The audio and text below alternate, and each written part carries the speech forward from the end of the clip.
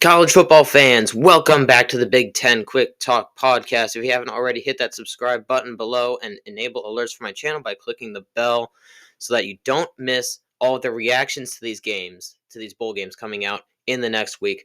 We are going over the 12-2 Big 12 champions, Texas Longhorns, University of Texas, playing the perfect 13-0 second-seeded University of Washington. Beat the vaunted Oregon Ducks twice, and that knocked them out of the playoffs. So let's get right into this Texas versus Washington battle.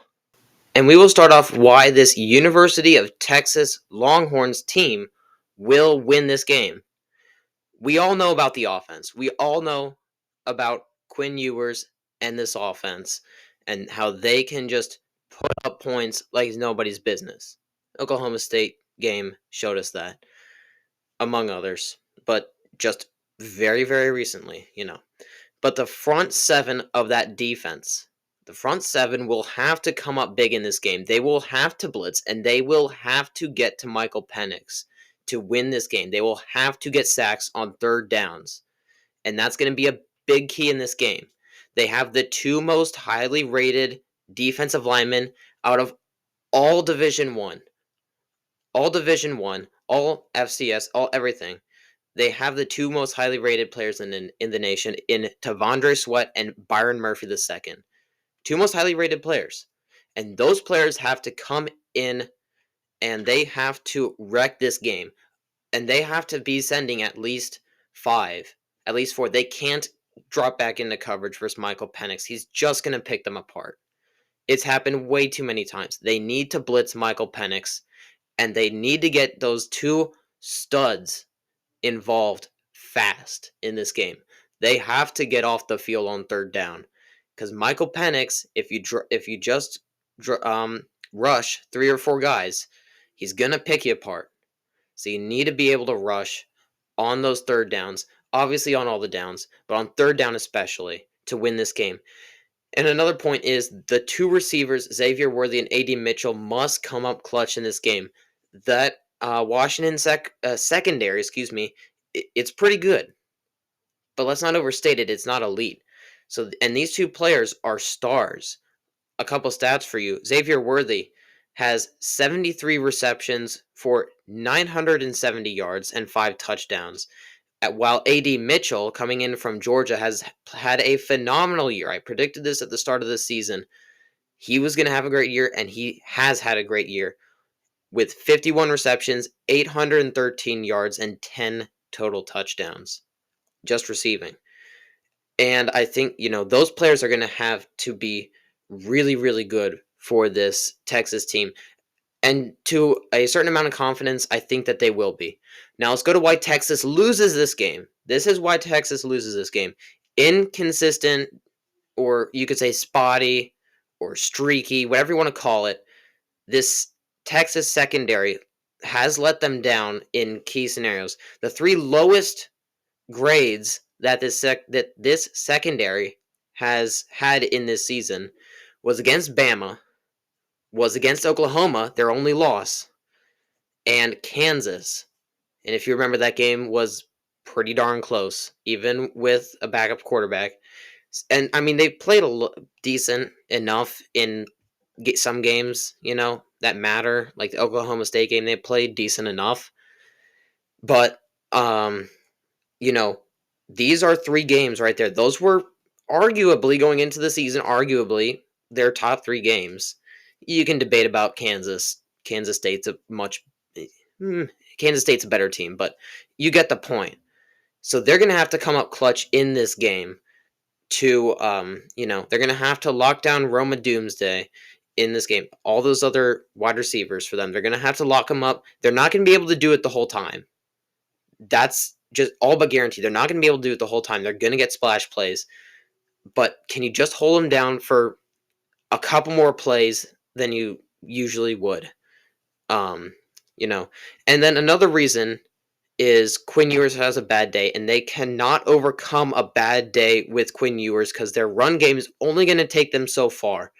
They're not an elite running team like Michigan is, and if you take away Quinn Ewers' passing game, or if you limit it, let's say they limit it, and Quinn Ewers is just missing a couple throws, they're not going to win this game, I guarantee you, because Michael Penix is going to come and he's going to be on point with this game.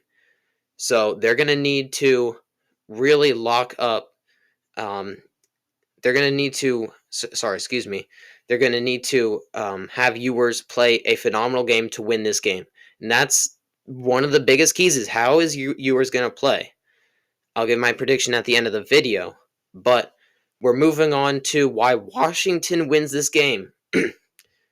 Michael Penix hallucinates and sees Oregon instead of Texas because he balled against Oregon twice. In all seriousness, he had his best games against the best opponents. Well, in this case, it's just Oregon, but twice in a row. His two best games, arguably, were against Oregon twice. And those were the biggest games of the year, let's face it. And, this the Oregon defense looks a lot like Texas defense, maybe a little bit worse in the front seven, maybe a little bit better in the back end. But this is Michael Penix's win to win, if you know what I'm saying. If he wants this win, he's going to get it. If he's going to clutch up, he's going to win this game. And I can all but guarantee that at this point. And we're going to move on to why Washington loses this game. Because Washington winning this game is as simple as that happening, if you know what I mean. All right, yeah. So moving on. So why Washington loses this game is because of the missed tackles on defense. They missed 149 tackles this season on defense, which translates, if you include the Pac-12 championship game, 11 and a half missed tackles per game. That is a terrible number. And those missed tackles, you miss a tackle or two on Xavier Worthy and A.D. Mitchell, they're gone. You miss a tackle on Dylan Brooks taking a run to the side, he's probably going to be gone. Let's face it.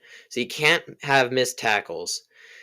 And, yeah, I mean, this Washington team, obviously, if Penix plays bad, they're gonna lose this game, just like Ewers. But, I think they've had games where Penix has played bad, see Oregon State, and they've come out on top.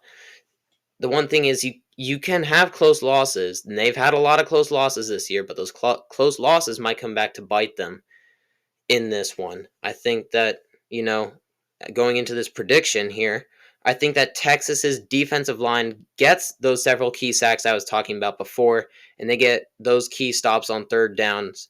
Maybe it's as low as 2 or 3 times.